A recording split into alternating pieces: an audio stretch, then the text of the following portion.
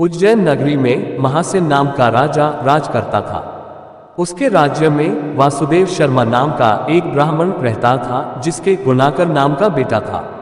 गुणाकर बड़ा जुआरी था। वह अपने पिता का सारा धन जुए में हार गया। ब्राह्मण ने उसे घर से निकाल दिया। वह दूसरे नगर में पहुंचा। वहां उसे एक योगी मिला। उसे हैरान देखकर उसने कारण पूछा तो उसने सब बता दिया। योगी ने कहा, लो पहले कुछ खा लो। गुणाकर ने जवाब दिया, मैं ब्राह्मण का बेटा हूँ, आपकी भिक्षा कैसे खा सकता हूँ। इतना सुनकर योगी ने सिद्धि को याद किया। वह आई। योगी ने उससे आवभगत करने को कहा। सिद्धि ने एक सोने का महल बनवाया और गुणाकर उसमें रात को अच्छी तरह से रहा। सवेरे उठते ही उसने देखा कि महल आदि कुछ भी नहीं है।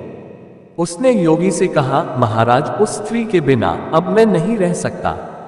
योगी ने कहा, वह तुम्हें एक विद्या प्राप्त करने से मिलेगी और वह विद्या जल के अंदर खड़े होकर मंत्र जपने से मिलेगी।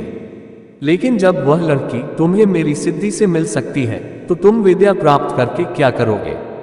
गुणाकर ने कहा, नहीं, मैं स्वयं वैसा करूंगा।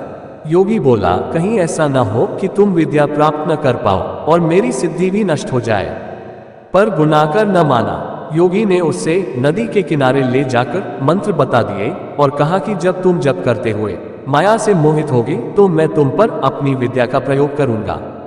उस समय तुम अग्नि में प्रवेश कर जाना। गुणाकर जप करने लगा।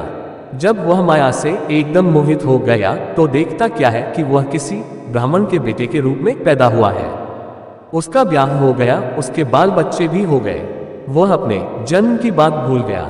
तभी योगी ने अपनी विद्या का प्रयोग किया।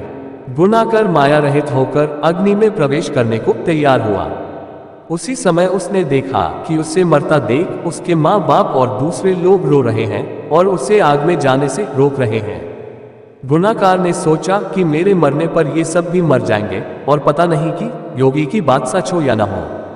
इस तरह सोचता हुआ वह आग में घुसा तो आग ठंडी हो गई और माया भी शांत हो गई। गुणाकर चकित होकर योगी के पास आया और उसे सारा हाल बता दिया। योगी ने कहा, मालूम होता है कि तुम्हारे करने में कोई कसर रह गई। योगी ने स्वयं सिद्धि की याद की पर वह नहीं आई। इस तरह योगी और गुणाकर दोनों की विद्या नष्ट हो गई। इतनी कथा कहकर बेताल ने पूछा, राजन, ये बताओ कि दोनों की विद्या क्यों नष्ट हो गई। राजा बोला, इसका जवाब साफ है। निर्मल और शुद्ध संकल्प करने से ही सिद्धि प्राप्त होती है। गुणाकर के दिल में शंका हुई कि पता नहीं योगी की बात सच होगी या नहीं। योगी की विद्या इसलिए नष्ट हुई कि उसने अपात्र को विद्या दी। राजा का उत्तर सुनकर बेताल फिर पेड़ पर जा लटका। राजा वहां गया और उसे लेकर चला तो उसने ये कहानी सुनाई।